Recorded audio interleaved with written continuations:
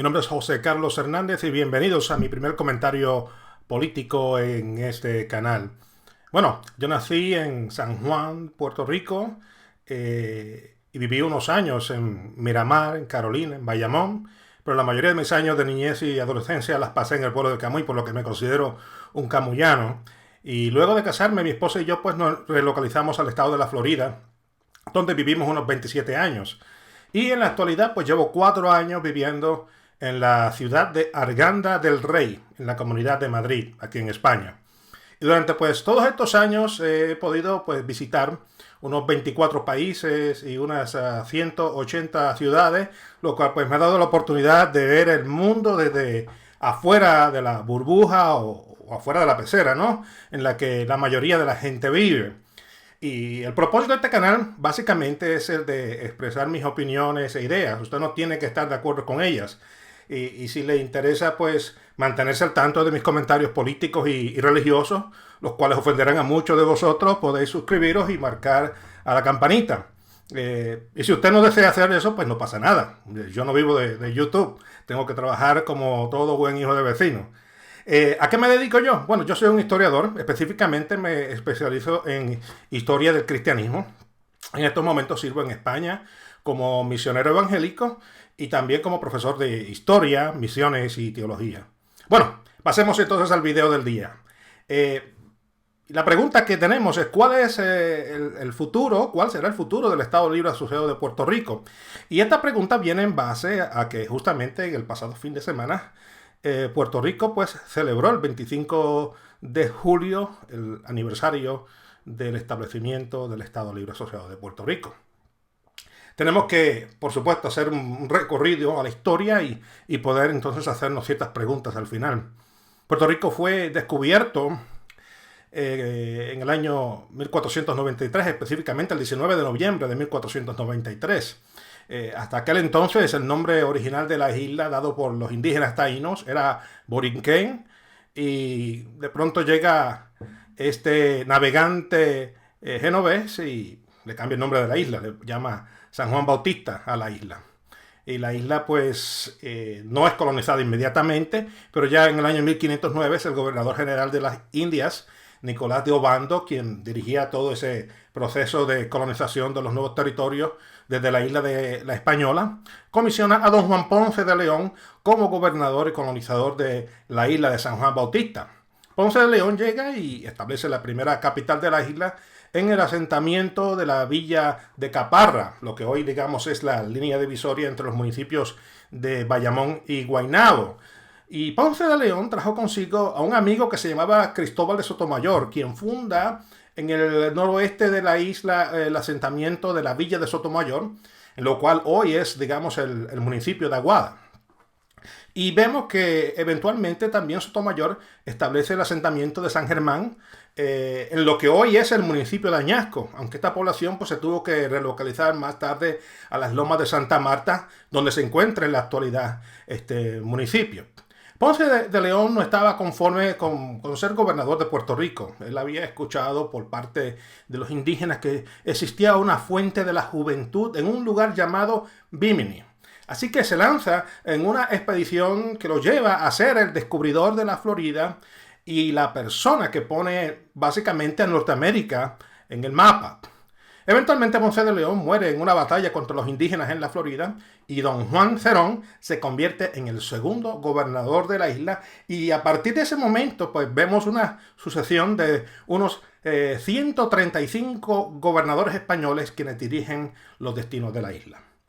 En el año 1809, Puerto Rico deja de ser colonia española y se convierte en una provincia del Reino de España con representación en las Cortes, lo que hoy, digamos, es el Parlamento español. Y el más famoso de sus diputados, pues, lo fue don Ramón Power y Giralt. Todo esto, pues, cambia. El 25 de julio del año 1898, cuando el general Nelson Miles y el ejército de los Estados Unidos invaden a la isla, entrando en forma sorpresiva por la bahía de Guánica, tomando control de la isla rápidamente.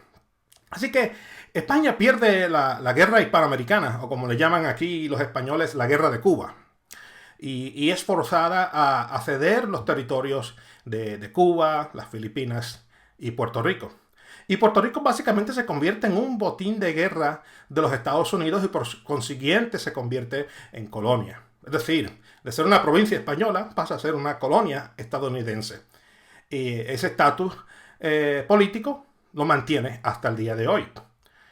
Y por supuesto, claro, en el año 1898 a año 1900, pues la isla fue gobernada mediante decreto militar y ya entonces los líderes puertorriqueños tuvieron que hacer un reajuste ante esa nueva realidad política en la isla, por lo que entonces se levantan voces quienes buscaban una anexión a los Estados Unidos con el fin de tener, digamos, una igualdad de voz política y derechos en forma territorial, de la misma forma que la tenían los demás estados. Y esto es lo que lleva a personajes como don José Celso Barbosa a fundar el Partido Republicano de Puerto Rico en el año 1899. Este es el comienzo de una lucha por convertir a la isla en un estado de la Unión Americana. En el año 1900 pues llega la ley Foraker, y la ley Foraker pues tuvo como fin pues organizar el gobierno de la isla. Ya entonces para el año 1917 el gobierno de Estados Unidos, entre el Congreso, pues establece la famosa Ley Jones, la que tuvo como fin pues reorganizar el gobierno de la isla. Y en esta ocasión se le permitió a la isla pues poder establecer una legislatura compuesta por una Cámara de Representantes y Senado.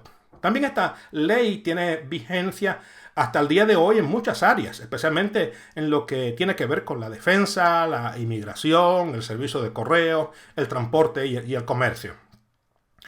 Y vemos también que esta ley establece o nos da a los puertorriqueños la ciudadanía estadounidense. Así que esta ley Jones, a partir de ese momento, en el año 1917, es que se le otorga la ciudadanía estadounidense a todos los puertorriqueños. Sin embargo, vemos ciertos personajes que se levantan a lo largo de este transcurso de la historia de Puerto Rico. Por ejemplo, tenemos a don Luis Muñoz Marín, quien había sido un líder político que por muchos años había luchado por la independencia de Puerto Rico, pero en su caminar político se dio de cuenta de que eso no sería posible de inmediato, así que fue pragmático y comenzó un proceso de negociación con el gobierno de los Estados Unidos en el cual pues se le diera más autonomía de gobierno a la isla. En el año 1938, Luis Muñoz Marín funda el Partido Popular, el cual se mantiene hasta el día de hoy como una de las dos fuerzas políticas principales de la isla.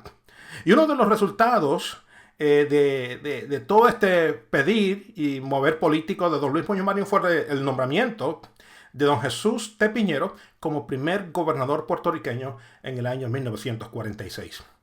Ya para el año 1948, don Luis Muñoz Marín se convierte en el primer gobernador electo en la historia de Puerto Rico. Mientras tanto, voces como las de don Gilberto Concepción de Gracia y Fernando Milán Suárez, quienes demandaban la retirada de los Estados Unidos de la isla, fundan el Partido Independentista Puertorriqueño en el año 1946.